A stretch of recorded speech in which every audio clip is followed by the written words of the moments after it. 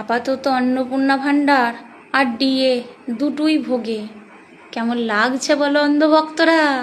হ্যাঁ, এটা অন্নপূর্ণা ভাণ্ডারের ফর্ম নয়, এটা হলো ইনকাম ট্যাক্স অফিসারকে দেওয়া আপনার জবানবন্দি।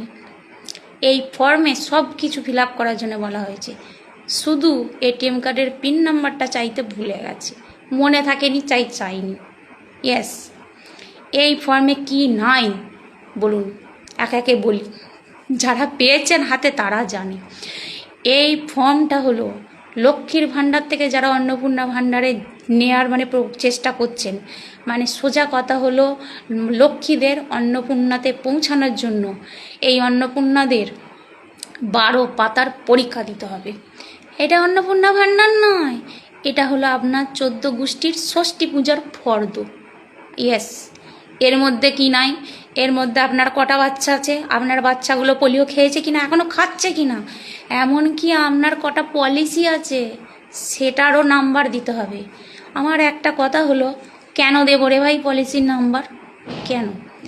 যখন পলিসিগুলো করেছিলাম তখন কি ওই দাদাবাবু আমাদেরকে টাকা দিয়েছিল নাকি? বুঝতে পারছেন জলটা কোথায় গেছে? তাই বারবার বলছি, যাদের প্রয়োজন আছে, খুব গরিব, তারা ছাড়া এই ফর্ম কেউ ফিল আপ করবেন না। কারণ এই ফর্মের সমস্ত আপনার নিজের পার্সোনাল যা কিছু ইনফরমেশান সব দেওয়ার জন্য বলা হয়েছে।